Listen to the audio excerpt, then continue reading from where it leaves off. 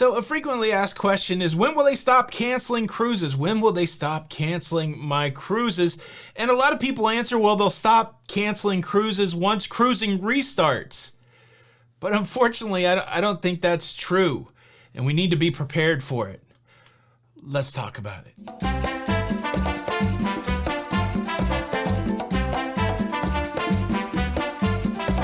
Hey, what's up everybody? Welcome back to the Cruise News Show. I'm your host, Tony, here with the latest cruise news updates. Oh, and quickly before we get into today's story, man, some people got chippy over the idea that you could cruise out of Cozumel. Like, I didn't make the story up.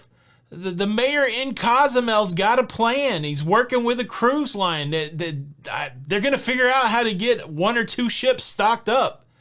Calm down. It's always funny to me how on the chips when people get over just the simplest stories, it's a big ruse.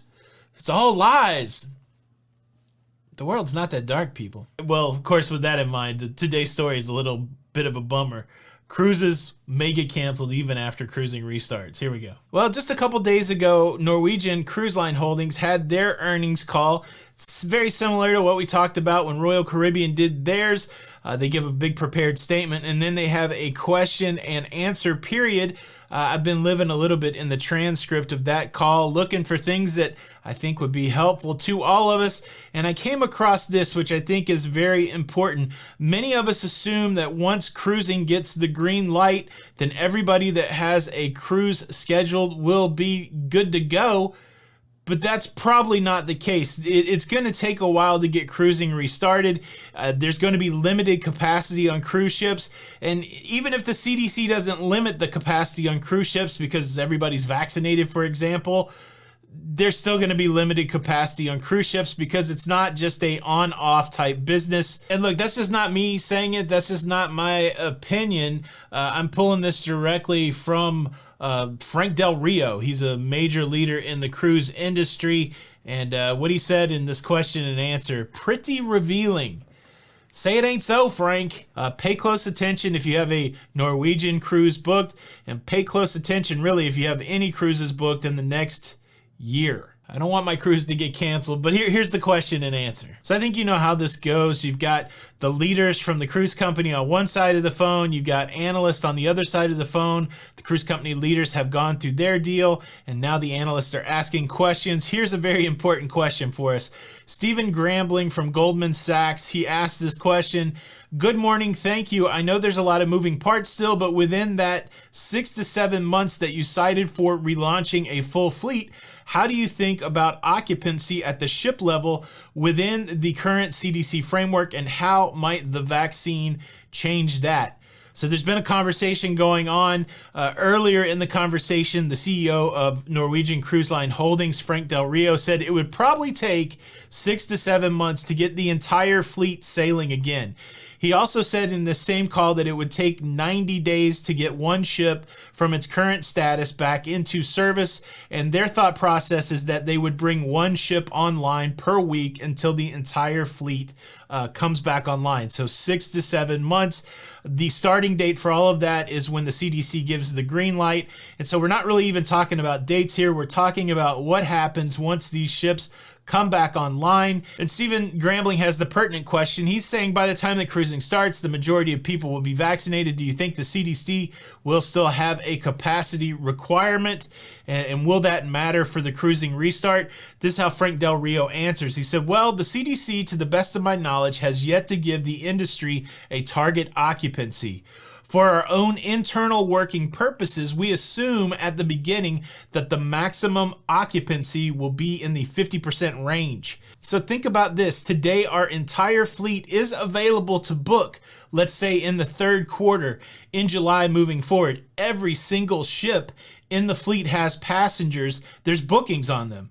When we know we are going to start, we're not going to be able to sell all 28 vessels. As I said, it's going to be a little bit, maybe one a week, something like that, which means there's going to be a lot of customers who are booked today who will be displaced. And part of that displacement will be cancellations. people will get their refunds, but part of it is that people will move from the Norwegian Jewel in Alaska to the Norwegian Bliss in Alaska, or they'll move from the Oceania Riviera in Europe to the Oceania Marina in Europe. And so we believe that there are enough bookings today. If we never took another booking, let's say for Q3 2021, assuming a reduced capacity at the start, then we don't have to take any more bookings for Q3. Frank Del Rio said a lot right there. So he said they're taking bookings across all of their ships. But he also said that we know that every one of those ships are not going to sail at the same time, probably one a week. So if they start sailing in July, again, the date doesn't matter. This will be true for whatever date they start sailing. If they start sailing in July, they're just going to start with a ship in that first week, and then one in the second week, and one in the third week, and so on and so forth until 6 or 7 months transpire, and then they get all 28 ships going. So if you are on that first ship that they sail in July, that's awesome. But if you're not, if you're on one of the 27 other ships, maybe they'll get more than one ship going, but if you're on any number of other ships, you're looking at another cancellation even though cruising has restarted.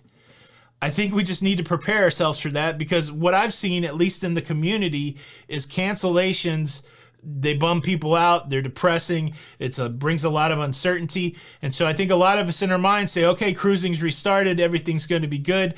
When in reality, because it's going to take a while to get cruising going again, there's more cancellations on the horizon. There's other disruption on the horizon also. Like you said, you may have, wanted to sail on the Norwegian Jewel, but that ain't happening. Now they're going to move you over to the Norwegian Bliss. It's probably not going to cost you any more money, anything like that, but you might have had your heart set on the Norwegian Jewel, but now they're just going to move you because that's the ship that's sailing.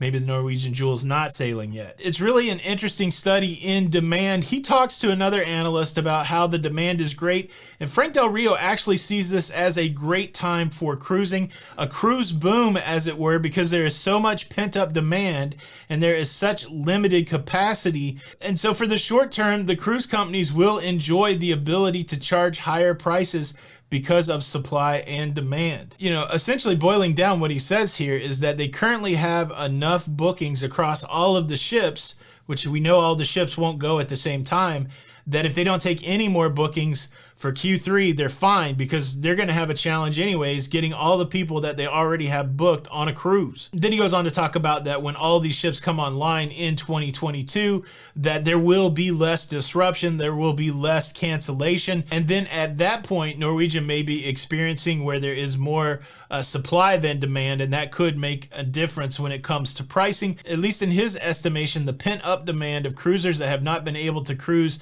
in well over a year, the demand will continue to exceed the supply. Frank Del Rio from Norwegian Cruise Line talking about this, but I don't think any cruise company is going to be able to flip the switch and have all of their ships online at the same time.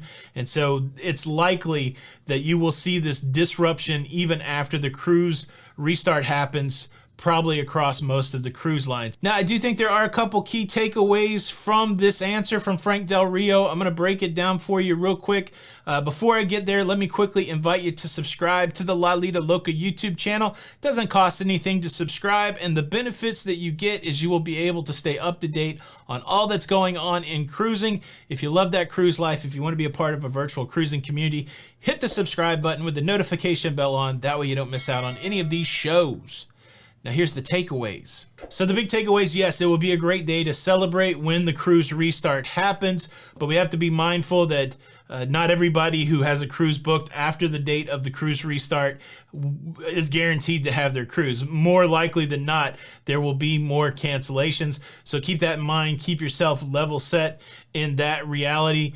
And then also expect higher prices. The cruise companies are going to be able to take advantage of a situation where the demand for cruising is higher than the supply, higher than the inventory. And so that will result in higher prices. There's so much in this earnings call. Another fascinating conversation that I'll touch on briefly is a conversation between an analyst and Frank Del Rio talking about future cruise credit and dilution of future earnings. And he says very plainly, one of the reasons they stopped doing future cruise credits is they did not want that dilution of their earnings going forward. So they essentially getting out of the future cruise credit business so that as the numbers go forward, as the financials go forward, you would get a truer picture of the strength of Norwegian Cruise Line. They still have a lot of future cruise credits and future cruise credits, which they gave extra money on, 25% extra. But essentially, Norwegian, when you get canceled now, they just send you back your money. You don't have an option. That's been in place for 3 or 4 rounds of cancellations. So interesting. I will leave a link to the transcript to the earnings call if you want to get in there and read. It's a dry read, but fascinating stuff here. The harsh reality that will hit some folks is that even though the cruise restart has happened, even though cruises are going, you still may get canceled. Who would have thought of that? That's your cruise news today. Time for you to sound off in the comments. I did do a video about Royal's earning call and specifically what they said about the CDC. Make sure you check that out. Tony for Lido Loca, and until the next time, we'll see you on the Lido. Bye.